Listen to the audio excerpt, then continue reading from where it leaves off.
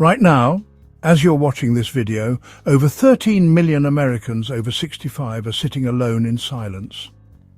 No phone calls, no visitors, no one to share their thoughts with. Picture this. It's 6 p.m. on a Tuesday. The house is quiet, except for the TV humming in the background. The phone hasn't rung in 3 days. What if I told you the hardest part of reaching 80 isn't your body failing? It's watching your world shrink until you're the only person left in it. Today, I'm revealing 5 brutal realities about aging loneliness that no one talks about, and the story of one woman who found her way back from the edge of despair.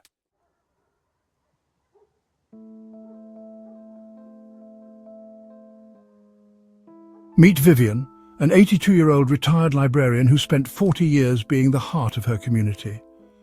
She organised book clubs, volunteered at the food bank, and her phone never stopped ringing. 3 years ago, her husband passed away. Her 2 children live in different states, busy with their own families and careers. Today, Vivian sits in the same house where she once hosted dinner parties for 12, and the silence is deafening. She thought retirement would be freedom. Time to read, travel, enjoy life. Instead, it feels like imprisonment. I have all the time in the world, she told me, but no one to share it with. If Vivian's story sounds familiar, drop a comment below. You're not alone in feeling more isolated than you expected in your golden years. Today, we're uncovering 5 brutal realities about aging loneliness that explain why this happens, and I promise you'll leave with real solutions, not just problems.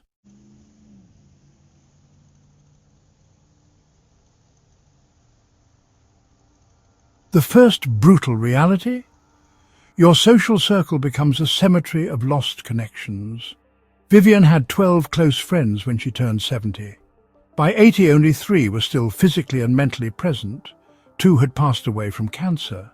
3 moved to assisted living facilities in other cities. 4 developed dementia or serious health conditions that made meaningful connection impossible.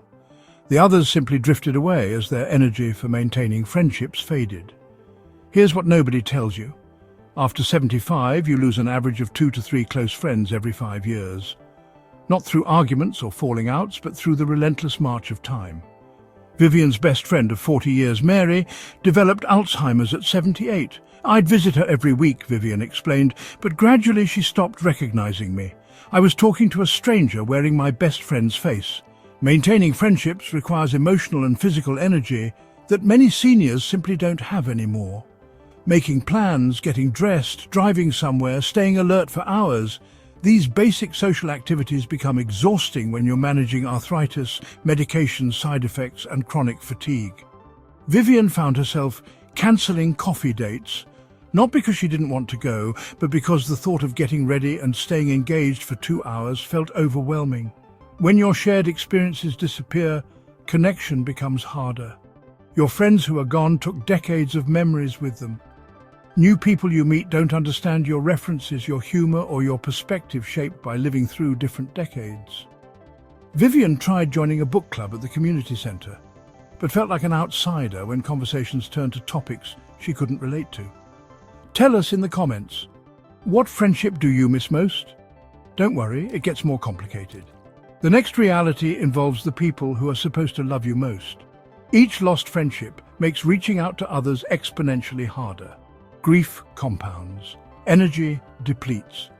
The fear of losing another close connection makes you hesitant to invest emotionally in new relationships. You start protecting yourself from future loss by avoiding new attachments altogether. Vivian found herself declining invitations, not because she didn't want company, but because opening her heart to new people felt too risky when she knew how badly loss could hurt.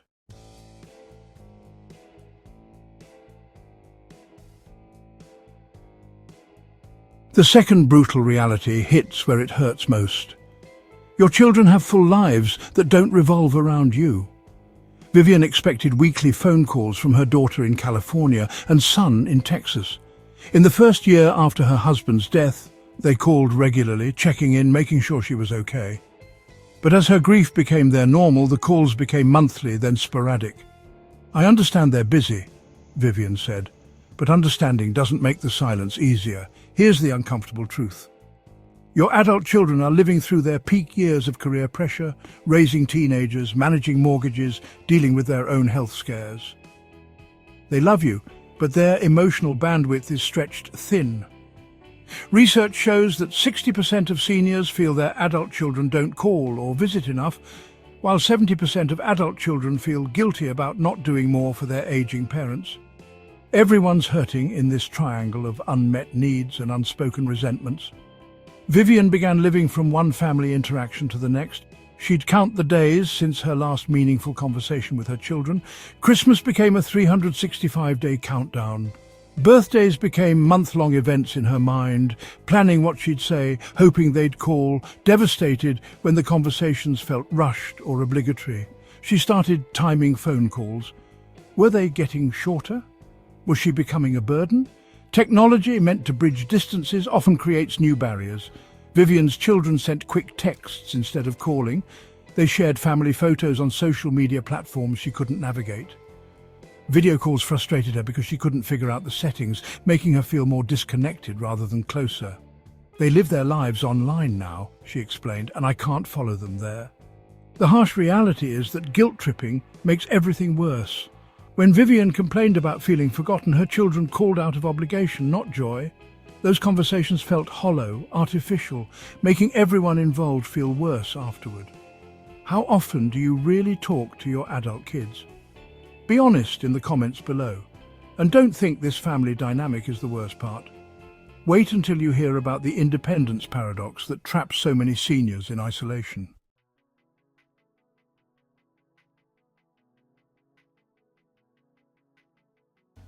The third brutal reality creates the cruelest irony. The very independence you fought for becomes your prison. Vivian spent her entire adult life priding herself on self-reliance.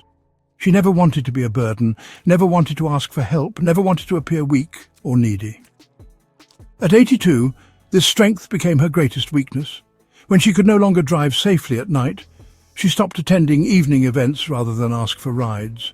When grocery shopping became physically challenging, she ordered online rather than admit she needed assistance. I raised my children to be independent, Vivian explained, and I taught them that asking for help was giving up. Now I'm trapped by my own lessons. This isn't uncommon. 73% of seniors report that asking for help feels like admitting defeat, even when isolation is destroying their mental health. Every lost ability shrinks your world a little more. Vivian's night vision deteriorated, eliminating evening social activities.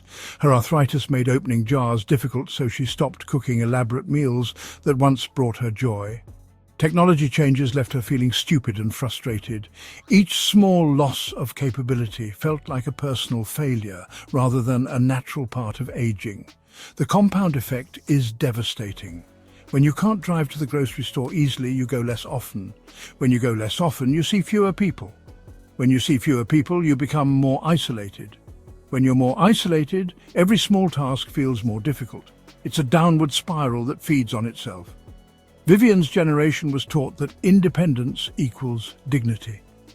Needing help meant being a burden. This pride becomes a prison when your options shrink, but your reluctance to ask for assistance remains strong. She'd rather struggle alone than risk being seen as needy. I don't want people to think I'm pathetic, she admitted. The result? Vivian stopped participating in activities she loved, rather than adapt them to her current abilities. She isolated herself to maintain the illusion of independence, creating the very dependence she feared. Instead of asking neighbors for occasional rides, she became housebound. Instead of hiring help for heavy chores, she stopped maintaining her home properly. What's one thing you used to do easily that's now challenging? Share below. Your honesty might help someone else feel less alone. But this independence paradox is just preparation for the next brutal reality. How society treats you once you're no longer seen as productive.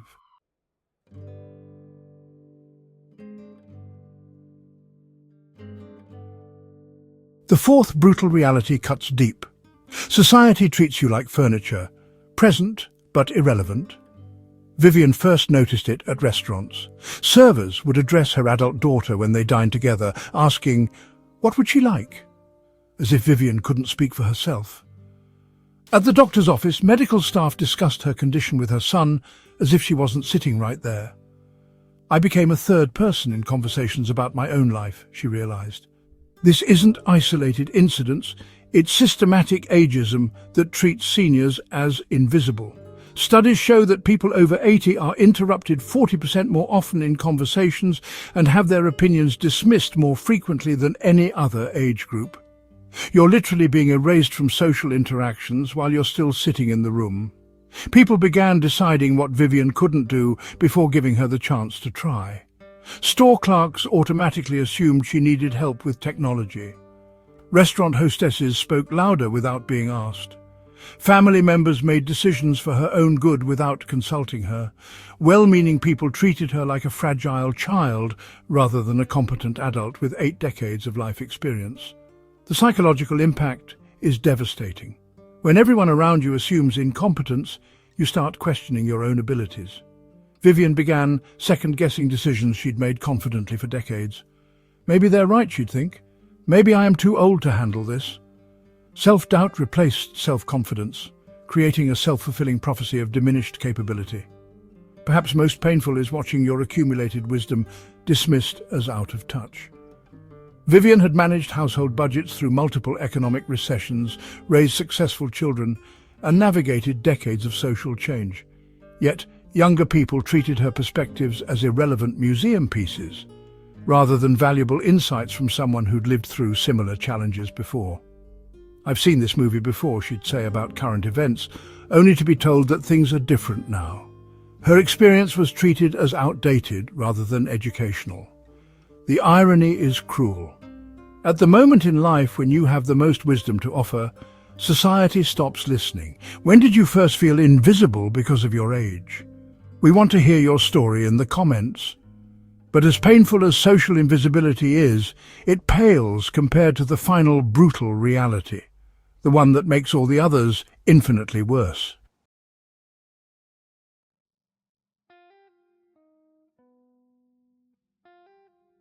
The fifth and most devastating reality.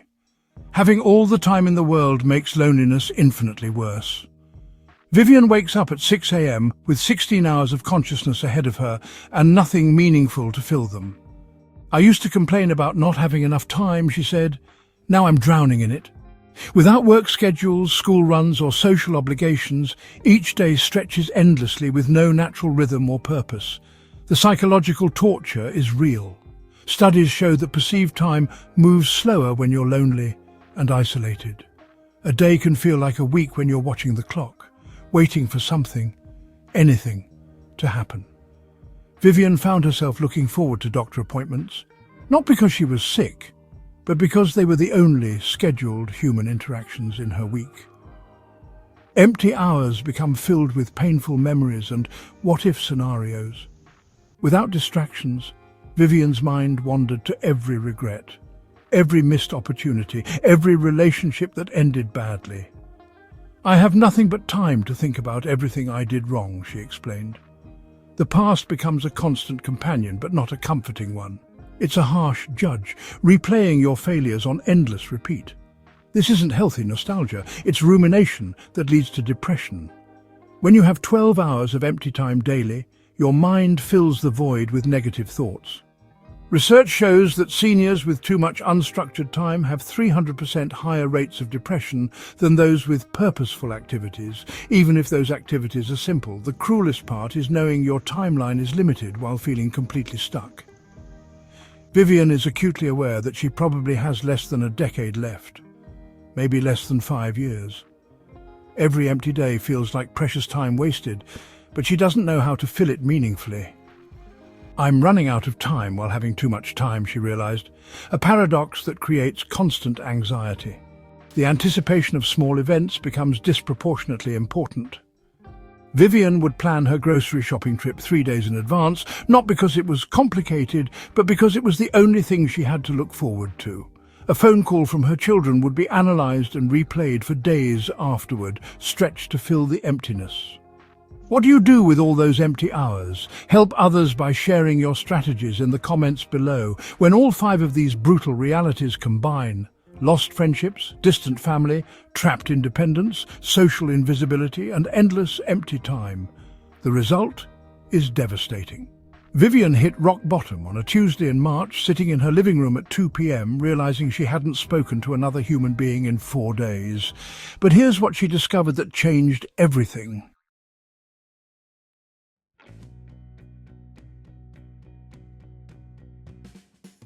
Vivian's breakthrough came during her darkest week. She'd gone 5 days speaking only to grocery store cashiers.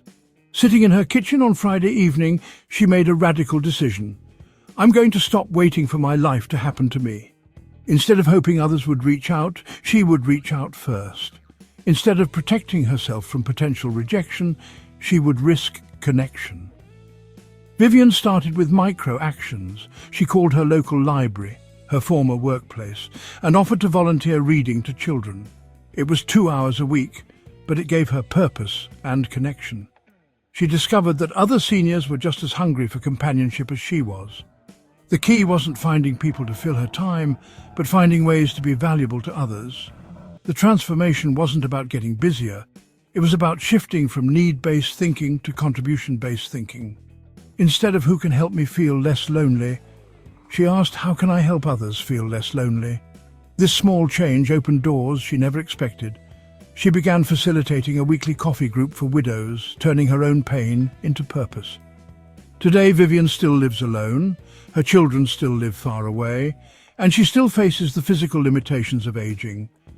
But her week includes 3 volunteer commitments, 2 regular social groups, and meaningful phone calls with 4 new friends who understand her journey. The brutal realities haven't disappeared, but they no longer define her life.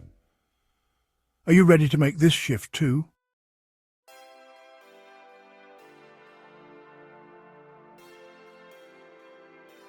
These 5 brutal realities about aging loneliness are uncomfortable truths that most people avoid discussing. But acknowledging them is the first step toward changing them. You don't have to accept isolation as inevitable just because you're getting older. If this video opened your eyes to why loneliness hits so hard after 80, hit that like button and share it with someone who needs to hear this message. Tell us in the comments which reality resonated most with you. Your story might help another senior feel less alone. Make sure to subscribe for more honest conversations about life after 80.